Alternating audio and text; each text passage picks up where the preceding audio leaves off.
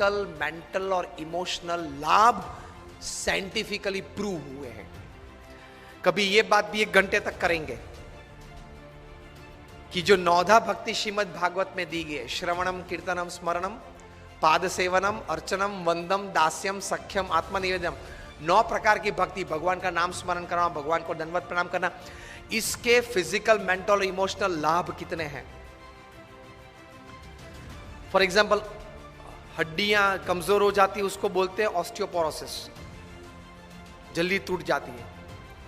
अभी रिसर्च 1 महीने पहले हार्वर्ड यूनिवर्सिटी ऑफ पेंसिल्वेनिया में हुआ कि जो भारतीय शास्त्र में मंदिर में जाने के बाद मंदिर की मूर्ति को जो साष्टांग दंडवत प्रणाम करते हैं, अगर वो साष्टांग दंडवत प्रणाम 11 से 15 अगर रोज करे तो वो व्यक्ति को कभी ऑस्टियोपोरोसिस नहीं हो सकता।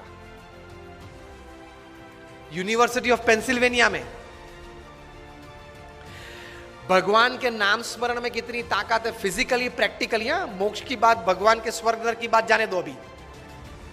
तो प्रोफेसर न्यूबर्ग ने यूनिवर्सिटी ऑफ पेंसिल्वेनिया रिसर्च किया, डिफरेंट एज ग्रुप्स के व्यक्तियों को बिठाया, 20 वीक्स का प्रोग्राम था, हर रोज 10 मिनट मेडिटेशन में, और जो भी भगवान के स्वरूप में वे मानते हो उस स्वरूप का ध्यान करके नाम स्मरण करना।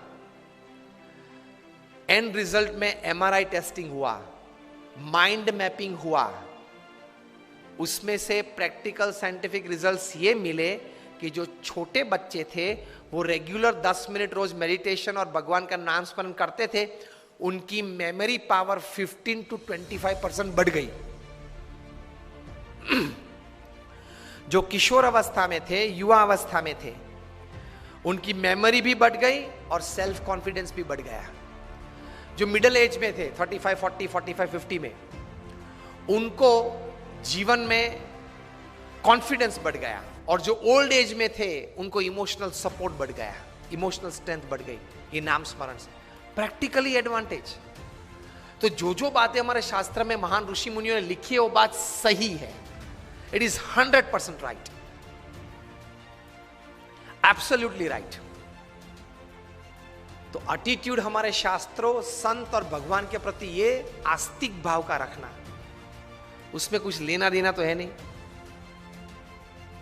उसमें कुछ लेना देना तो है नहीं। ये एटीट्यूड रखो कि भगवान है, भगवान ये सर्वे जगत के कर्ता हर्ता है, और जो भी कुछ करते हैं वो